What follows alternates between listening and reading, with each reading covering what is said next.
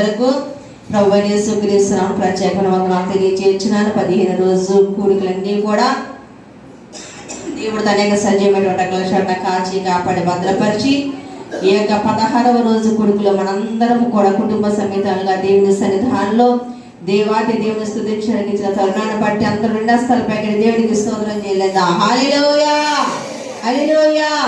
రాత్రి కాల సమయంలో 15 రోజు కూడికలు ఏ వాక్యం కోసం నేర్చుకున్నామండి?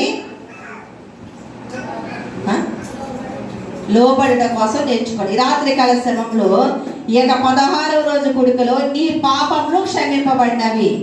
ఎవరి పాపములండి? నీ అన్న ప్లేస్ లో మనం పెట్టుకుందాం. మన పాపములు క్షమింపబడ్డాయి. చూడండి, మత్తయి సువార్త 9వ అధ్యాయం 2వ వచనం. ఇదిగో జనులు పక్షవాయువుతో మంచము పట్టి ఉన్న ఒకరిని ఆయన యొద్దకు తీసుకొని వచ్చిరి. యేసు వారి విశ్వాసము చూచి, కుమారుడా ధైర్యముగా ఉండుము, నీ పాపములు క్షమింపబడి ఉన్నవి. దేవునికి స్తోత్రం. హల్లెలూయా. మనుషులమంటే మన హృదయాలకు అయితే ప్రేమ, జాలి, కరుణ కొంచెం తక్కువ. ఎవరో కానీ ప్రతిదానికి జాలి పడిపోరు. ఉంటుంది, జాలి పడాలని ఉంటుంది. కొన్ని పరిస్థితులను బట్టి, ఆ యొక్క సరౌండింగ్స్ ఉన్నటువంటి పరిస్థితులను బట్టి కొన్ని హృదయాలు కఠినంగా ఉంటాయి. కానీ దేవాది దేవుడు చెబుతూ ఉన్నాడు, ఒక వ్యక్తి మంచము మీద ఉన్నాడంట. అతడు ఒక వ్యాధితో ఉన్నాడు. ఆ వ్యాధి ఏమిటనగా పక్షవాయువుతో.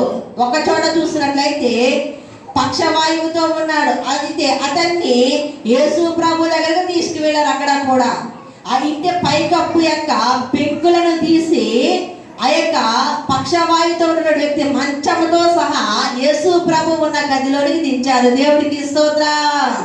హల్లెలూయా. చూడండి, దేవాది దేవుడు చెప్తున్నాడు, మనిషి యొక్క విశ్వాసాన్ని గుర్తిస్తూ ఉన్నాడు.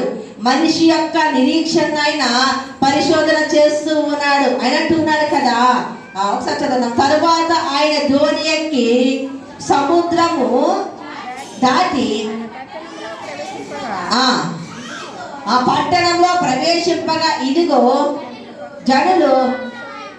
జనులకు అక్కడ ఉన్నటువంటి జనులందరూ కూడా పక్షవాయువుతో ఉన్నటువంటి ఒక వ్యక్తిని యేసు ప్రభు యొద్దకు తీసుకుని వచ్చారు. యేసు వారి విశ్వాసాన్ని చూసి, వారి నమ్మకాన్ని చూసి అక్కడ పిలుస్తున్న, కుమారుడా ధైర్యముగా ఉండము, నీ పాపములన్నీ